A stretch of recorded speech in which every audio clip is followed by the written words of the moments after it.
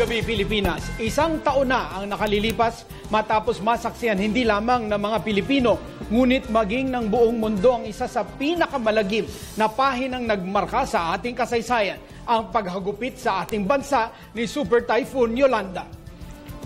Sa kasalukuyan, tinatayang higit na 6,000 katao ang kumpirmadong nasawi at ilang bilyong halaga na rin ng ari-arian ang naitalang winasak ng isa sa mga pinakamalakas na bagyong ating nasaksihan. Sa kasalukuyan, patuloy pa ring bumabangon mula sa pagsubok ang ating bansa, partikular na ang Kabisayaan. Pero ano nga ba ang lagay ng mga nasalanta isang taon matapos ang bangungot ng bagyong Yolanda? Iyan at marami pang iba ating tatalakayin ngayong gabi. Dito lamang sa Yolanda, a PTV Special Forum.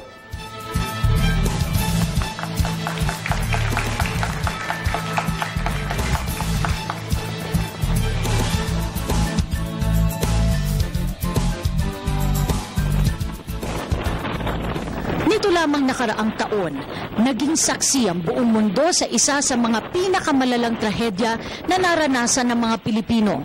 Matatandaang noong 8 ng Nobyembre na nalasa ang pinakamalakas na bagyo sa Pilipinas, ang bagyong Yolanda. Hinagupit nito ang buong bansa, partikular na ang rehiyon ng Kabisayaan na nagdulot ng pagkawasak ng mga kabahayan at establishmento, naburang komunidad at kumitil sa buhay ng mahigit sa 6,000 Pilipino.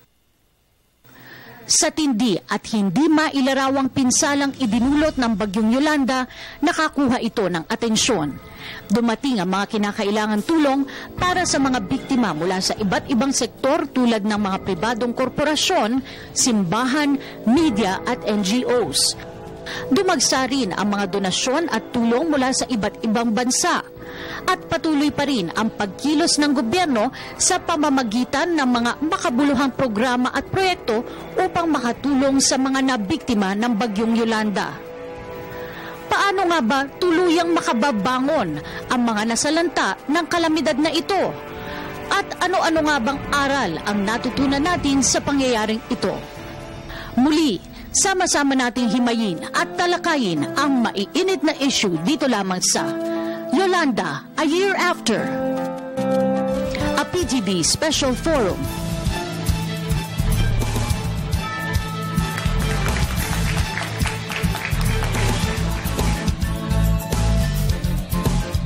Magandang gabi muli, Pilipinas. Halos isang taon na nga, Mark, ang dumaan mula ng manalasa sa ating bansa ang bagyong Yolanda. Isang muling pagtingin sa kalagayan ng Kabisayaan at mga iniwang bakas ng bagyong Yolanda. Yan po ang ating pag-uusapan ngayong gabi dito sa PTV Special Forum. Napahanga po natin ang buong mundo at dumagsa po ang tulong mula sa iba't ibang rehiyon. Pero kumustahin nga natin, Kathy, yung infrastruktura, yung edukasyon, yung governance, yung negosyo at marami pang iba kung ano na nga ang nangyari after 1 year.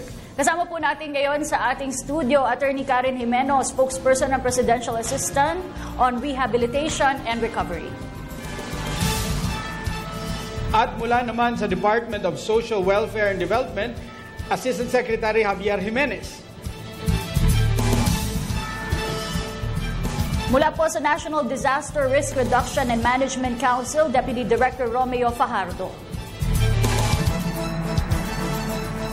At kasama din po natin isang historian at nagpunta sa Yolanda. Kasama ka, Kathy, Professor Xiao, sa Leyte pala, Professor Xiao Chua. At dito naman sa kabilang panig, siya po ay isang survivor ng bagyong Yolanda. Siya po ay mula sa Tacloban, Miss Olive Tew. At kilala ang kanilang grupo, Kathy, na nagtatayo, hindi lamang tatayo ng bahay, pero talagang tumutulong para mag-build ng community. Head ng operations ng Gawad Kalinga, Ginoong Dan Bercasio. At mula naman po sa Tzu Chi Foundation Philippines, siya po ang CEO nito, Ginoong Alfredo Lee. May ginawa, Kathy, ang gobyernong framework or itong rehabilitation plan. Alamin natin kung ano ang laman nito at ano nga ang nangyari dito sa mga pangangailangan gawin ng gobyerno at ng pribadong sektor para maibangon ang ating mga kababayan sa Leyte. Lahat po yan sa pagbabalik ng Yolanda, a Year After, a PTV Special Forum.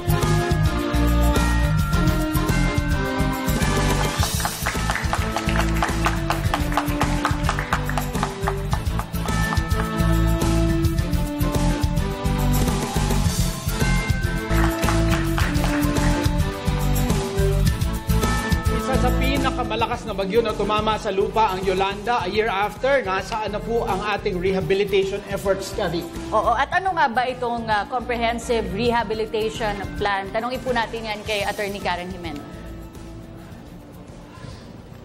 Yung Comprehensive Rehabilitation and Recovery Plan, ito yung tinatawag nating master plan na kinakailangan natin projects, programs, and activities para doon sa lahat ng tinamaan ng Yolanda. So, it is composed of 171 cities and municipalities. So, napakalaki talaga ng coverage na to. That's why, mahal din itong plano. It costs 167 billion pesos of government funding para tugunan lahat ng pangangailangan. So, kasama na dito yung infrastructure, yung housing, livelihood, education, at saka yung mga iba pa nating kailangan dito na may nakadagdag dito sa Build Back Better. So kasama na dito yung climate change adaptation measures, even gender equality or gender sensitivity measures. Ilang mga kritiko, Attorney Karen, are saying na matagal lumabas itong plano. Are we delayed in coming up with a plan or we're early? Actually, by international standards, we're considered early. Yung plano kasi, it's currently composed of 8,000 pages. It's an 8-volume, 8,000 pages with all the projects detailed there up to the barangay level nakalagay dito para siguraduhin natin na talagang meron tayong accurate, validated project that really responds to a specific need. Ngayon, sa mga ibang bansa, katulad halimbawa sa Estados Unidos para dun sa Hurricane Katrina, it took them about 11 months to complete their master plan. So sa atin, if you look at, it was PAR, or the Presidential Assistant for Rehabilitation and Recovery, that was tasked to prepare this master plan. Ngayon, if you look at the sequence of events, create yung position December 6, 2013, mga a month after ng Yolanda. Secretary Panfilo Lacson took his office December 10. And nung nag-office siya, nung binigay sa kanyang position, mag-isa lang siya dito. So, paano ka naman makakagawa na hindi mo alam? Parang nagpapagawa ng bahay na hindi mo alam saan yung sira, ano yung nasira, ilang kwarto yung nasira. So, kailangan mo dito yung post-disaster needs assessment that was not presented to the President until May 16, May 2014. So, that's because of the magnitude of the damage, because you have to really verify accurately kung ano yung mga nasira. But then again, yung staffing requirements din ng OPAR o nung Office of PAR was only completed around April. I mean, the staffing requirements were completed in order to come up with a plan around April. So, if you're counting from mid-April up until August 1, 2014, kung kailan sinumite yung plano, you're actually talking about less than 4 months to complete the plan. Okay. So, compared to several countries, this was actually considered fast. So itong plano nito, ito yung susundin ng iba't ibang ahensya ng pamahalaan. Pero ang gustong malaman ng ordinaryong mamamayan, kamusta na nga ba ang Tacloban in particular? Dahil si Ma'am Olive po ay taga Tacloban. You were there 2 days ago. Kamusta na po ang inyong lugar? Go ahead. Yes, ako po ay natutuwa na makita ang napakalaking pagbabago mula noong November 8 hanggang ngayon. Masasabi ko po na parang kung magpapatuloy po yung ginagawa natin na rehabilitation, magiging mas maganda pa po ang Tacloban at ang Eastern Visayas after na ma-implement natin yung rehabilitation. Okay. Mas marami ng mga negosyante, ang dami mga bagong negosyo na nagtatayuan sa Tacloban. Yung ating mga kababayan na dati ay nasa tent, na nasa airplane ka pa lang, ay makikita mo na kaagad yung mga tents. Ngayon po ay isa lang yung nakita ko na tent at wala namang nakatira na. Siguro hindi lang na-dismantle. At least nandun na po sila sa temporary na dwelling place nila. Meron na lang pong isang natitira na evacuation center in Tacloban. Ito po yung mga 38 na families na nandun po sa... Please correct me, Secretary, if I am wrong. Parang yung nakita ko po kasi yung sa San Fernando na lang yata yung meron tayong mga evacuees doon. Okay. At talagang heartwarming po para sa akin po na isang survivor na nawalan din ng lahat-lahat talagang parang nagkaroon tayo ng pag-asa. Very good. Nagkaroon tayo ng pag-asa. Sec Jimenez, habang ginagawa yung plano, what was guiding our efforts to rehabilitate and to help our fellow Filipinos, hindi lamang sa Tacloban, maraming probinsya ang tinamaan ng Yolanda. So, sino yung tumitimon at ano yung desisyon, ano yung basehan ng inyong desisyon? Sa parte ng DSWD, meron kaming tinatawag na Disaster Assistance Family Access Card. Yun ang parang survey form ng DSWD na ginagamit to validate kung sino yung mga talagang nasalanta at kung ano yung status ng kanilang damaged houses. So, para sa DSWD, ang amount ng relief assistance na naibahagi namin ay 3.3 billion pesos from November to August 2014. At meron din ang parte namin doon, yung management ng evacuation centers at nagkaroon din kami ng cash for work at food for work. So, ito ay mga early recovery assistance efforts. Wala pa kami sa rehabilitation kasi nga hinihintay natin yung pag-approve ng OPAR. Para sa OPAR and for the rehabilitation stage, nandoon yung participation ng DSWD sa pamamagitan ng pagbibigay ng shelter kits for partially or totally damaged houses at core shelter assistance para dun sa mga either nakatira dun sa mga unsafe zones or sa mga mahihirap natin na kababayan. Ang isa rin na gumigiya sa amin sa pagpapatakbo ng ating relief and recovery efforts ay yung koordinasyon sa lokal na pamahalaan. Dahil ang DSWD ay isang devolved organization, so talagang nakikipag-coordinate at nakikipag-collaborate kami sa mga bawat mayor, barangay captain, governor, at pati rin ang mga legislators para buuin ang mga programa at mga relief efforts dito sa mga bayan na natamaan ng Typhoon Yolanda. Okay. Ilan sa mga naging visible nung nakita ko nung nandun ako matapos manalasa yung bagyong Yolanda ay ang Tzu Chi Foundation. Sila po yung namigay ng Cash for Work program.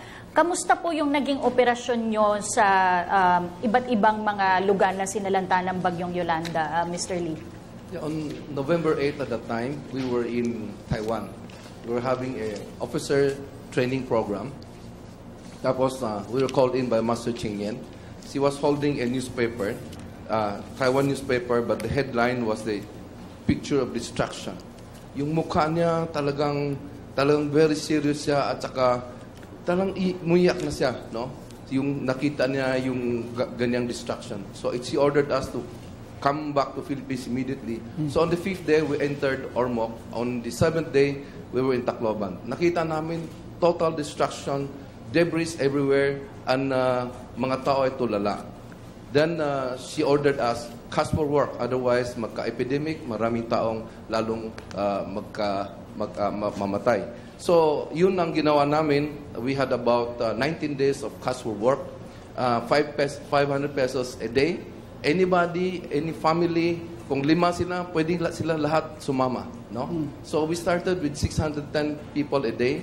The second day, 2,700. Third day was 5,500. Fourth day, 9,500. On the sixth day was 15,000. So I was afraid already, no?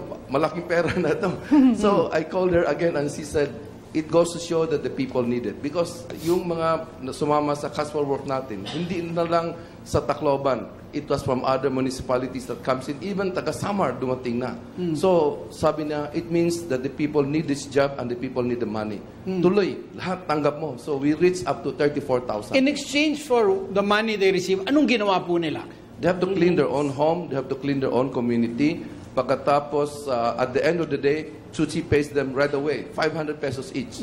No, so, yun ang nakita namin. After 2 days na nag-cash for work kami, magkaroon ng pera ang mga tao, anong nangyari, nakita namin, lumabas na these people will buy goods. So lumabas na ang mga negosyante, nagbukas na sila ng store nila, mga merchandise ay lumalabas. So we believe that cash for work nagka-pump rin ng economy ng Tacloban. Ang isa din, Cathy, alam natin ay yung Gawad Kalinga. Kaya kay Dan Barcasio, nakita mo, Dan, yung movement ng inyong mga miyembro. So ano yung naging una ninyong nakita at paano kayo nag-mobilize? Una-una, naniniwala kasi ang Gawad Kalinga na kahit ordinaryong tao, ordinaryong mamayan, may maitutulong. Kaya ang Gawad Kalinga, kaisa ng pamalaan, para ipadama sa mga nabiktima ng Yolanda na hindi lang sa Leyte, pati sa iba't ibang lugar ng Visayas na hindi sila iniwan. That's why we are building around 3,000 homes already across 9 provinces. We are working with around almost 51 local government units na habang inaayos po natin lahat kasi napakalaki nga ng pinsala, napakalaki ng kailangan gawin. So, ang role bali ng Gawad Kalinga kasama yung pamalaan, ipadama na hindi sila iniwan. At ipadama at ipakita na pwede tayong magtulong-tulungan. No? That's why in these small pockets of hope that we're building across Visayas, it's an invitation also, especially to the young people and to the different partners na meron na tayong pwedeng gawin together. Sa katunayan, Mark, nung panahon nung manalasa yung bagyong Yolanda, hindi lang relief goods ang kanilang pinamahagi. Alam mo, kasi sa sobrang dami ng mga katawan, pati yung mga members na ilan na mga diba? Sumama ako sa kanila sa cadaver. So nakikitulong na rin sila sa pag-retrieve ng mga katawan. So, hindi lang relief assistance, hindi lang pagpapatayo ng bahay, pero pati yung pagkuha ng mga bangkay. Partner nga yung PTV at Gawad Kalinga. Pero ito, Cathy, can be traumatic, ano? Pero kagaya ng Blitzkrieg of London, halimbawa, nung pangalawang digmaan, it changed them for the better. Professor Xiao, itong trauma na ito, did it change the Filipinos there for the better, or mas naging pessimistic ang mga tao doon at nawalan ng pag-asa? Sa tingin mo? Well, ang nakakatuwa, 1 year after Yolanda, di ba, nung kasama ko nga si Cathy for the Leyte Landing anniversary coverage, ang nangyari parang nandun pa din sa mga tao yung kwento ng distraction, ng kasawian, Yun yung parang nangyari dyan. May kamag-anak ka doon, di ba, sa Tacloban? Nandun si Auntie Seni at saka yung pamilya niya. So, ang nangyari dyan, parang nandun pa din yung distraction, pero parang parang, ang nakakatawa kasi, di ba, pag may tragedy, pag kinikwento mo siya, malungkot na malungkot ka. Pero ngayon, parang meron ng konting natatawa sila, so, nandun na yung hope. So, even doon sa pagkukwento ng mga tao tungkol sa Yolanda, na talaga namang napaka-tindi ng epekto sa kanila na maririnig mo, dami-daming namatay na mga kamag-anak, nandun na yung, eto na, meron silang trabaho, yung driver, natutuwa siya na nakabalik siya sa driving. Mga ganitong istorya na pag nakita mo, bumabalik na yung groove ng mga tao sa Tacloban. Bumabalik yung groove. And I'm sure, dahil doon marami silang natutunan. Ang NDRRMC, malaki po ang naging bahagi sa operasyon sa pagtulong sa ating mga kababayan. Ano po yung mga natutunan natin in terms of coordination and quick disaster response, Director? Good evening po. Malaki po marami po tayong natutunan sa coordination dito. Bagamat nailagay na natin in place yung coordinating mechanism bago pa nangyari yung Yolanda, several years ago. Kung matatandaan ninyo, sa response cluster ng NVMC or thematic area headed by the Department of Social Welfare and Development, nagkaroon na po ng 8 response clusters. Iba-iba po ito. May health, may education, may water, sanitation and hygiene, agriculture. Marami po. At in place na po itong mga response clusters natin. Hindi lang yun po, yung United Nations po, through the Office of Coordination for Humanitarian Assistance, yung mga UN organizations po ay nag-partner po dito sa clusters natin. So meron silang co-lead na sumasabay sa atin, kung kaya't yung foreign assistance ay mabilis. na naka-deploy sa ground at yung coordination ay mabilis. Speaking of foreign assistance, Attorney Karen, napabalita na napakarami kasi ang natanggap nating foreign assistance. Saan po napunta yun? Parang while we were preparing for the yung ating blueprint for the rehabilitation, itinabi mo muna natin yung pera o talagang pinamigay na yon? Did that come in form of cash or in kind? Pakipaliwanag po. That's a very good question kasi ito'y isang pinakamalaking pinanggagalingan ng misconception na napakaraming pera na pumasok sa relief and rehabilitation. Because in fact, out of about 43 billion pesos na pledged, meaning yung mga pinangako or yung may mga nagsabi na, sige, magdo-donate kami. So kung dati maaga pa lang nakakarinig tayo ng ibang foreign governments or organizations na nagsabi, we will donate 150 million pesos or $3 million. Actually, of the total amounts, less than 3% ang actually donated. So, napakaliit talaga ng amount na pumasok. And as of today, ang nagastos na ng gobyerno sa rehabilitation efforts ay nasa around 50 billion pesos.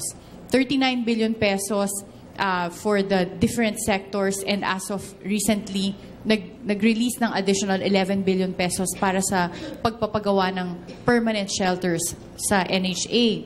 So, pag makikita nyo, of that amount, yun yung talagang galing lang sa government, merong 1.49 billion pesos na galing from donations. So, itong mga pera na pumasok sa government, lalo na nung humanitarian stage pa lang or relief stage, makikita natin lahat yan dun sa ginawang portal ng Department of Finance managed by the Department of Budget and Management na tinatawag nating FAITH or Foreign Aid Transparency Hub.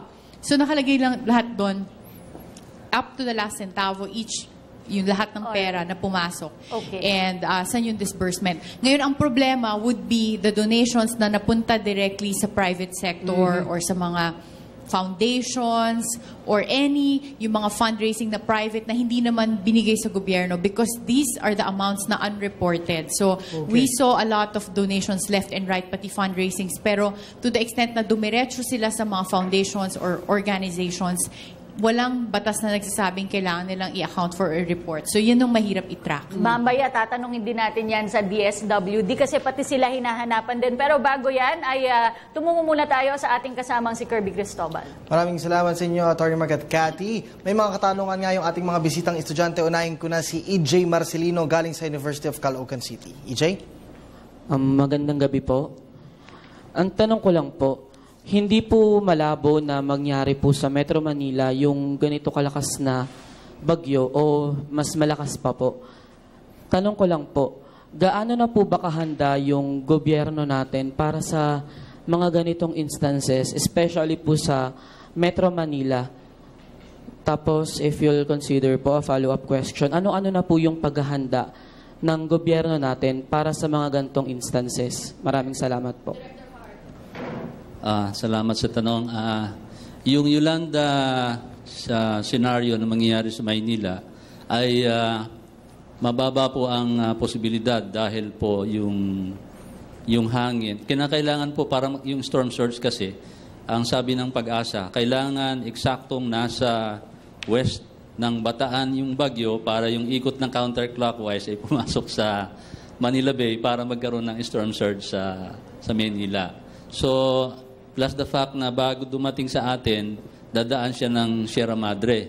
So meron tayong konting protection sa Sierra Madre at kailangan eksaktong-eksakto yung pasok ng bagyo. Although eksaktong-eksakto rin yung Yolanda sa Leyte, bagamat nagkagaroon ay handa po tayo. Kung tutuusin natin, ang pinaghahandaan po natin ay yung sinasabi ng Japanese International Cooperation Agency na Myers, yung Metro Manila Earthquake Impact Reduction Study, na kung saan ay pinaghahandaan po natin ng minimum na 7.2 magnitude to 8.0 magnitude na earthquake dito sa paggalaw ng West Valley Fault at baka sumabay pa yung Manila Trench dito sa may West Philippine Sea. So, nakahanda po tayo. Kung natatandaan ninyo, sunod-sunod na po, mayroon na pong plano ang Metro Manila Development Authority.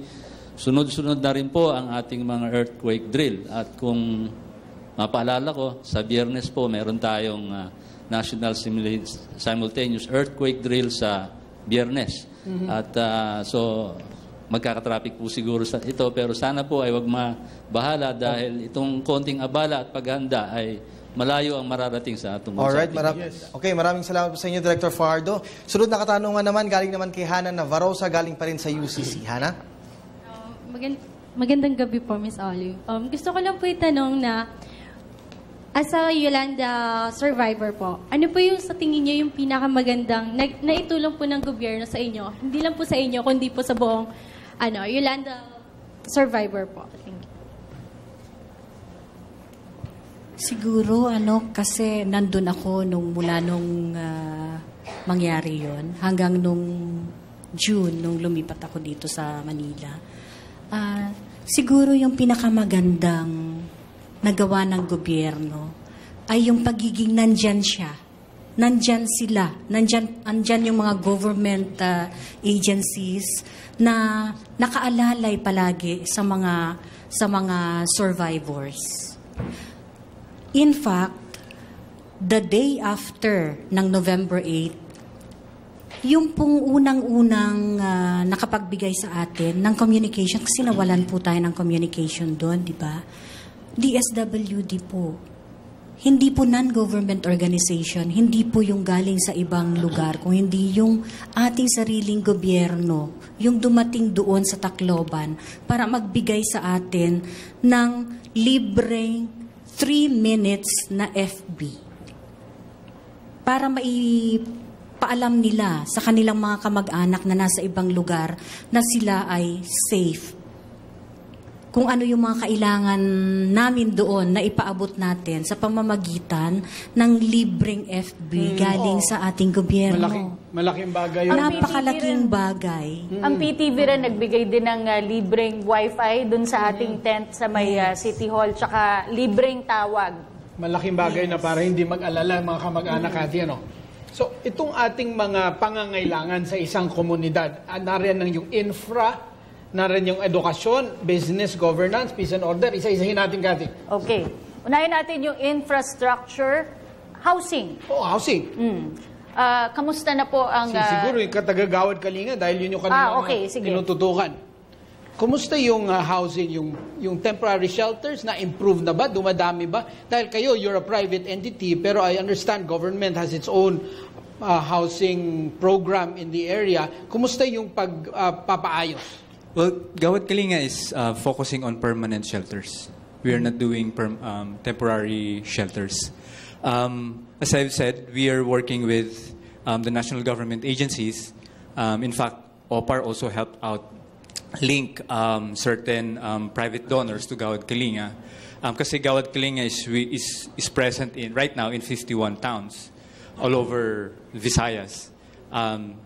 So that's our contribution, no? Na yun nga na kahit maliliit pa lang ito, hinihintay natin yung mas malaking rehabilitation efforts, pero ipadama sa kanila na meron nang nangyayari. Ang National Housing Authority magpapagawa ng 250,000 units sa iba't ibang lugar na sa Kabisayaan. At kahapon ay nag-anunsyo ang Pangulong Aquino na magkakaroon ng one-stop shop para dun sa mga mag-a-apply para sa housing. Kamusta na po yun, Attorney Karen? Well, yung isa, lang Kathy, yung 205,128 permanent housing units na ipapatayo ng gobyerno. Ito yung mga itatanggalin from the unsafe areas at itatayo sa mga safe areas.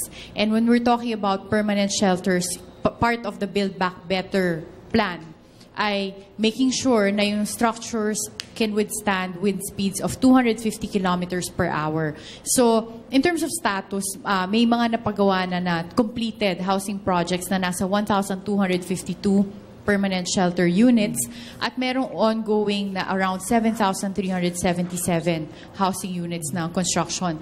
But itong para mapabilis ito, meron nga tayong one-stop shop para yung permits, saka lahat ng requirements ay mapabilis. So, ito yung goal natin, and katulad nga na nasabi ko, yung Build Back Better dito is making sure na hindi mo lang isusoli yung katulad ng dating bahay nila, kasi nakita na natin na ito yung mga kayang sirain ng Yolanda, pati yung mga locations nila. Kaya isa sa mga naging bottleneck talaga dito ay paghahanap ng mga available government lands na pwedeng tayuan ng permanent shelters sa safe areas. Kasi kung dun lang ulit sa pwedeng tamaan ng storm surge, then pag magkaroon na isa pang Yolanda, then mapapahamak lang ulit then yung mga we'll have to kababayan rebuild natin. again. Ang CEO ng Tsuchi, Sir Alfred, hindi lamang po yung cash for work ang inyong ginawa. Marami pa po kayong ibang programa. In the rebuilding of homes and infrastructure, ano pa po, meron po ba kayong kontribusyon doon? Yeah, aside from the cash for work, which we spend about 150 million, we spend another 1 billion for the cash assistance for shelter. And this has make people rebuild their homes. And many of the people also use it as a capital for business. No? So yun ang nangyari. Pagkatapos, we also build about 500 classrooms, temporary classrooms for schools, because our founder, Master Cheng Yen, said education cannot wait. No? And then now, what we are doing in Ormoc, we are building a 2,000 semi-temporary shelter because of the land donated by Mayor Codilla to us. No? And then in Palo, also about 700 units. These lands were sourced out by Mayor Martin Petilla. Our problem now is locating land that is safe. That is what everybody is saying. In Tacloban, we are still struggling looking for land. No? But we could build up to 3,000 units. But the problem is the land. Maliit lang kasi ang Tacloban, pero isa rin po sa mga problema, how do we convince, ASEC, yung mga residente? Kasi sila yung nakatira sa tabing dagat, yun yung danger zone. Pero yung kanilang kabuhayan ay nakaangkla sa dagat. So paano po nakikipagtulungan ang DSWD sa lokal na pamahalaan para mailipat po sila dun sa safer zone, pero inland po talaga eh? Totoo yun, ano? Kailangan talagang makipag-dialogo at makipag-coordinate sa mga bawat bahay. Kasi ganun din ang nangyari doon sa Zamboanga Siege. Yung mga nasunog doon na mga bahay, although yun nga, mga informal settlers sila doon sa lugar na yon, at talagang pinagbawal ng lokal na pamahalaan na bumalik na sila doon. Kaya lang, nandoon ang kanilang kabuhayan, kaya kahit namimiligo ang kanilang buhay, mas gusto nilang bumalik doon at makipagsapalaran. Kaya matinding social preparation at case management ang ginagawa ng mga social workers ng DSWD, ng mga city municipal social workers, para kumbinsihin sila na at kailangan mga lupa nila, sila. sir, titulado yung mga yun. Hindi, so yung kasi legal issue din na paano yung tituladong lugar nila kung pagbabawalan sila, will the government replace it with another titled property equivalent to the size of the property they left? Normally kasi yung mga unsafe zones, hindi yun titulado. private lands. Ito yung mga tabing dagat, ito yung sa Zamboanga, ito yung mga nasa tabi ng mga bakawan o mangrove areas. Tapos unti-unti, naglalagay na lang sila ng mga informal structures.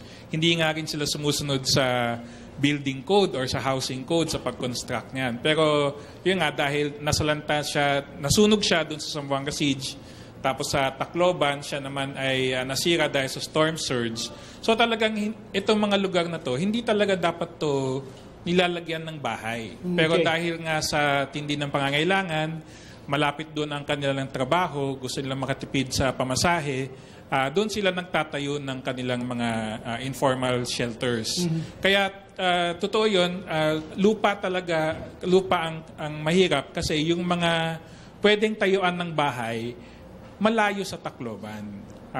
Kaya sinasabi nila na gagastos pa sila sa pamasahe, malayo sa eskwelahan ng mga bata, kaya't minsan, mas gusto pa nilang bumalik dun sa mga unsafe zones. Pero alam naman natin na hindi sila ligtas dun, kaya't patuloy yung pakikipag-usap, pakikipag-dialogo, tapos yun, kasama rin ng mga NGOs, ang mga simbahan, para nga makumbinsi sila na wag na sila doon tumira. Okay, may idadagdag si Shaq. May kinalaman doon sa sinasabi ni Sir. Tama siya kasi may klase akong kinukuha ngayon sa graduate degree in anthropology ko, na anthropology of disasters. At yung mga tao talaga, kahit anong mga sakuna, may tendency talaga na kahit alam nila na may danger doon, talagang hindi sila aalis. And in fact, every day, they will face that kind of danger. Ito na lang mga binabaha dito sa Malabon at Nabotas Baha na rin talaga sila, hindi talaga sila umaalis So, I think we must also, siguro, dun sa narinig ko, we must listen to yung baka may suggestion sila na kung paanong paaring kung kanila yung lupa doon, manatili pa rin sila doon, pero mas ma-lessen yung vulnerability. Kasi talagang for many of them, they will not go out of their places. And in fact, sinasabi din na kahit yung paglilipatan, contentious pa din. Sinasabi sa akin ni Director na yung pagbili ng lupa pala, kasi pwede nang magpatayo, pero ang nagiging problema, yung pagbili ng lupa sa mga owners ng mga ng mga lilipatan, yun pa yung nagiging problema. That's why, kaya pagdating mo sa Tacloban, ang una mo makikita, yung mga bahay na yun dun sa tabing dagat na parang, ay, bakit temporary shelters pa rin? Bakit parang ang bagal-bagal? Yun pala yung problema. Di ba? Na may mga ganitong mga na mga komplikasyon na hindi dapat natin ginajudge agad. Yung pamahalaan at yung pribadong sektor. Yung usapin ng pag-revive, Attorney Karen, siyempre may kinalaman dun yung negosyo. Yung mga negosyante, are they back? At pati yung ating educational system in the areas affected, are they running like they've always had been running before the Yolanda hit? Yung magandang question yan because I was recently, nakita ko yung changes sa not only in Tacloban, but in several areas affected by Yolanda. Kasi simula noong mga January, pag pumupunta kami, ngayon, meron nga yung isang nag-joke ko nung recent na trip ko sa Tacloban, mas maganda pa yung stinayan ko na hotel kesa dun sa mga ibang sinistayan ko pag nagtuturo ako sa probinsya. Because makikita mo, businesses are back. In fact, may magaganda na nga restaurants, Tacloban, pati sa ibang areas na natamaan sa Northern Cebu, Palawan, and just last week I was also in Northern Cebu. Nag-turn over kami ng mga classrooms sa Bantayan and Daan Bantayan. Yung classes nila, yung question mo kanina is, are they conducting classes or education? Are they running like they used to? I would even say much better because because mas maganda na yung mga classrooms sila ngayon. In fact, meron nga mga thank you notes yung mga bata doon.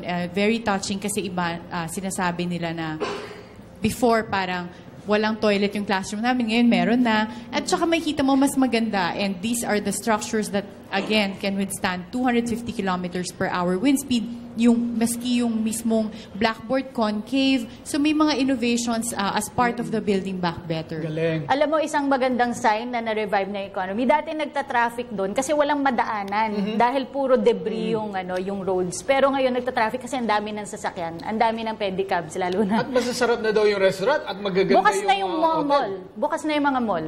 Okay, tanungin natin sa ating volunteer from Magawad, Kalinga. Sir, yung ating rehab, marami kong ako alam na mga foreign, yung mga tourists who actually come over to volunteer. Nangyayari pa rin ba yun sa Gawad, Kalinga? Now that nag-normalize na, mas madali na magdala doon ng mga volunteers, lalo na foreign volunteers, unlike yung early stages. But more than the foreign volunteers, nakita talaga natin from day one na yung power ng ordinaryong mamamayan na kahit saan man sila sa Pilipinas o sa mundo, mga Pilipino, na nakita nila yung Yolanda na isang paraan para maipadama nila na Pilipino rin sila. So, yun yung, in fact, nakikita natin na kumbaga, it's an emerging currency, yung volunteerism. Now, when we invited volunteers to help rebuild Yolanda areas last summer, imagine 1.7 million volunteers participated. 1.7 million volunteers participated, mostly young people, na para ipadama nila, including the poor, including the victims themselves, na ipadama nila na kahit ito, may malaki itong maitutulong. Isa sa mga usapin pa rin ngayon na, well, I guess kailangan ng ating mga survivors ay yung pag-identify pa rin ng mga bangkay. Yes. Oo, kasi marami pa rin po na hindi na-identify. Kamusta na po yun, Attorney? yan yung hindi kasi kasama sa rehabilitation master plan because when you're talking about yung mandate ng office namin is rehabilitation and recovery, meaning ito yung mga plans and programs na long-term, short-term to long-term, pero yung short-term dito, yung mga permanent structures, tsaka yung mga livelihood programs. So, yung pag-identify ng bodies, ito yung mga right after the typhoon hit dapat. So, ang mga lead agencies dito ay Department of Health, tsaka yung NBI sa pag-identify ng mga identities nila. So, hindi siya wala siya dun sa budget na 167 billion pesos na nakapaloob dun sa master plan. Oo, kasi meron pang mahigit 2,000 hanggang ngayon na hindi pa identified na katawan. Pero napakagandang marinig, Cathy, that we're building back better. Pero when we return from the gap, tatanungin natin ang ating mga panauhin, ano nga ang ating gagawin para hindi na maulit ang Yolanda at we can really learn from our lessons from that tragedy. Magbabalik po kami, dyan lamang po kayo. Ano na?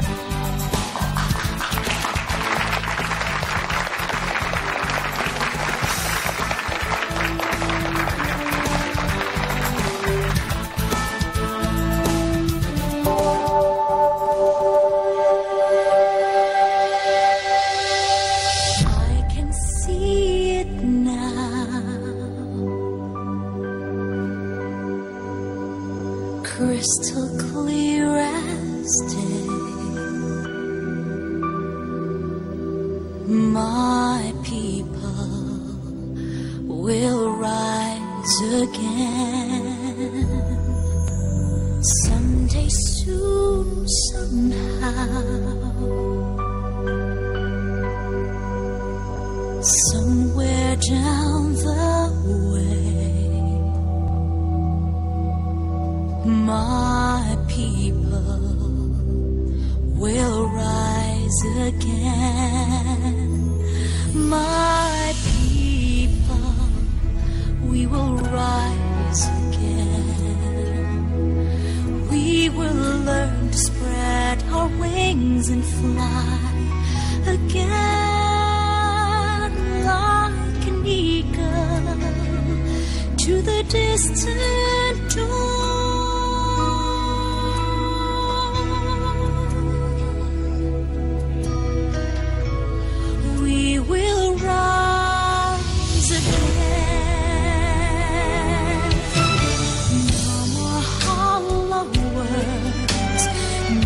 Shallow lies for tomorrow. We will rise again.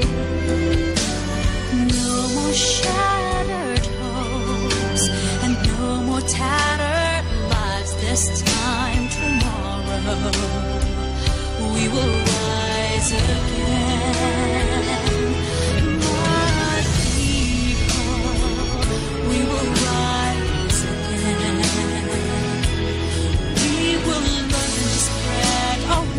And fly again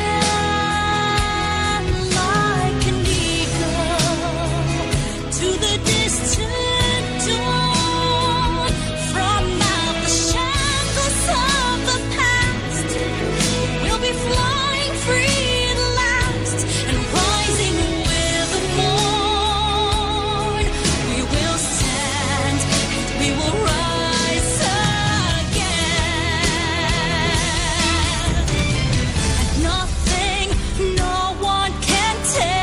My dreams from me, I won't let them, I won't let them know.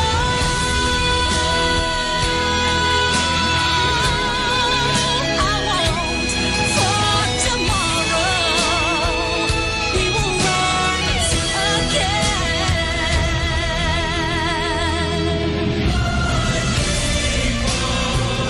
We will rise again. We will learn to spread our wings and fly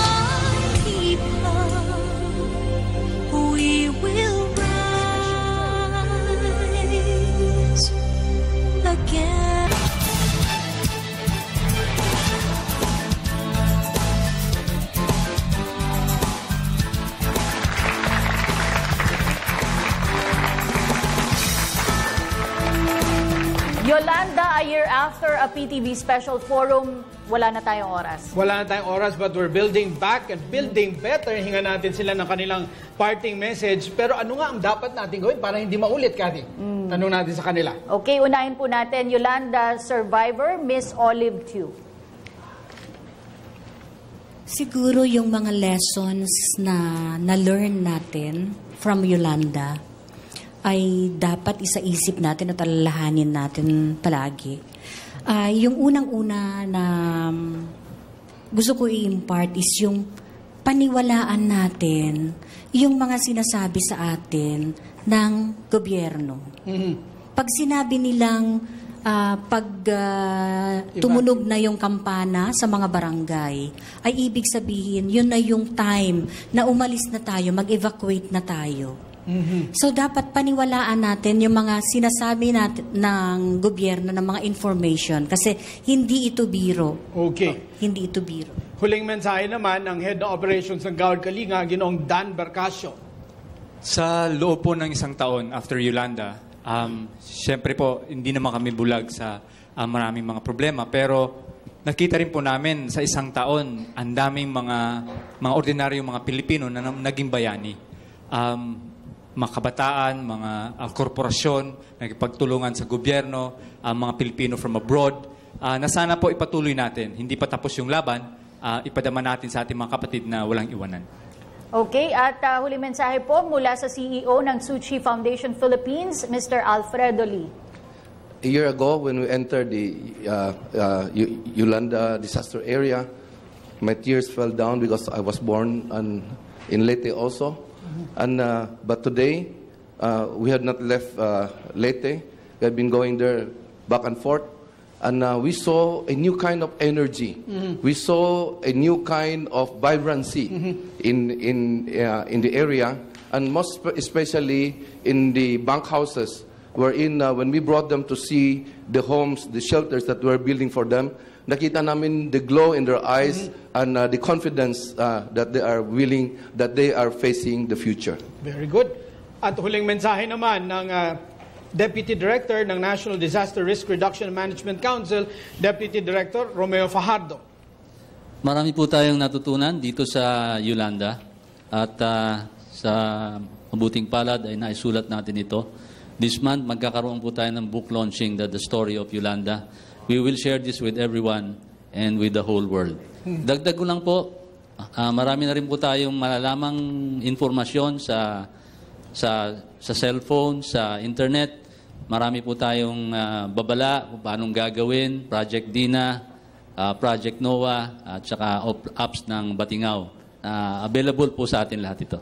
Okay, naway gamitin po natin yan para po sa mga sakuna at trahedya. Historian, Professor Xiao Chua.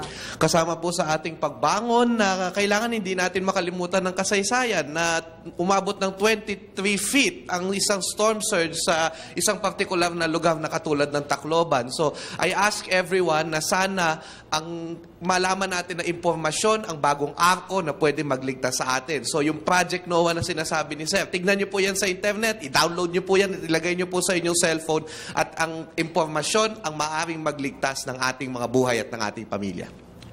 Huling mensahe naman mula sa DSWD, ASEC Javier Jimenez. Sa kasalukuyan, ang DSWD ay nagrepaso ng aming mga sistema at mga procedures para nga magkaroon ng mas mabilis at mahusay na disaster relief operations. Isa naming mungkahi ay pagtatayo ng mga permanent evacuation centers, at least one per province or one per region. Kasi mahirap na ginagamit natin ng mga elementary school bilang mga evacuation centers. Kasi naman yung edukasyon ng mga bata, yun naman ang naapektuhan.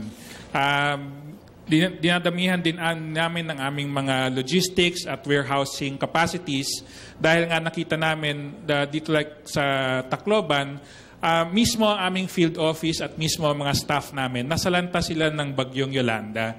So sila na inaasahan namin na maging first responders, sila rin ay actually naging biktima. Nawasak yung aming field office, nasira, nabasa yung lahat ng aming masasakyan at mga naka-stockpile. Kaya sa ngayon, naghahanap kami ng mga, kahit kami, Okay. unsafe zone din pala yun. Okay, huling mensahe po mula kay Attorney Karen Jimeno, ang spokesperson ng Office of the Presidential Advisor o Presidential Assistant on Rehabilitation and Recovery. Marami talagang kasiraan at kalungkutan ang nadulot nitong Yolanda kasi nga marami rin namatay at mga nasirang struktura.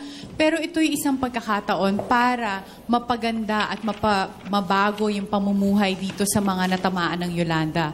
At bago pa tumama itong Yolanda, ito yung isa sa mga pinakamahihirap na lugar dito sa Pilipinas.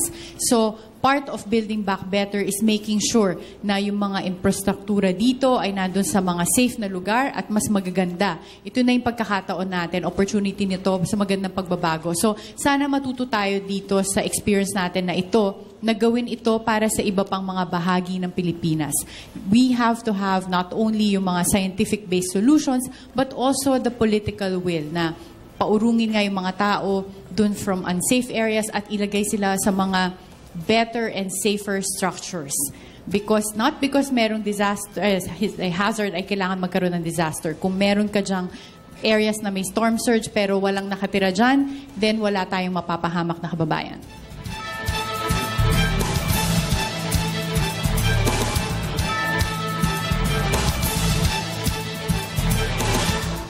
Nagpapasalamat po ang buong bansa sa bawat mamamayan sa loob at labas ng Pilipinas na nakiisa sa ating layuning muling ibangon ang Kabisayaan mula sa kinasasadlakan nito hatid ng Bagyong Yolanda.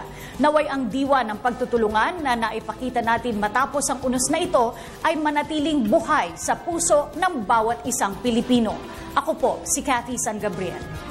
Para naman po sa mga kababayan nating hanggang sa ngayon ay unti-unti pa ring bumabangon mula sa iniwang hagupit ng Bagyong Yolanda, makakaasa po kayong nasa inyong likuran ang suporta at dasal ng buong bansa. Atin pong tandaan na ang hamong ito ay ating maalpasan kung tayo po ay sama-sama. Ako po si Kirby Cristobal. Ang trahedyang naranasan natin ng manalasang Super Typhoon Yolanda ay hindi nararapat na ituring bilang katapusan ng bawat pangarap ng mga kababayan nating nasalanta sa Kabisayaan. Bagkus, magsilbi sana po itong paalala na sa bawat kadilimang ating madaraanan ay mayroong mga kamay na handang umalalay sa ating muling pagbangon. Ako po si Attorney War Castrodes, naway nakatulong po ang inyong kalahating oras ng pagsama sa aming talakayin ang mahalagang isyong ito. Muli, ito po ang Yolanda, A Year After, a PTV Special Forum.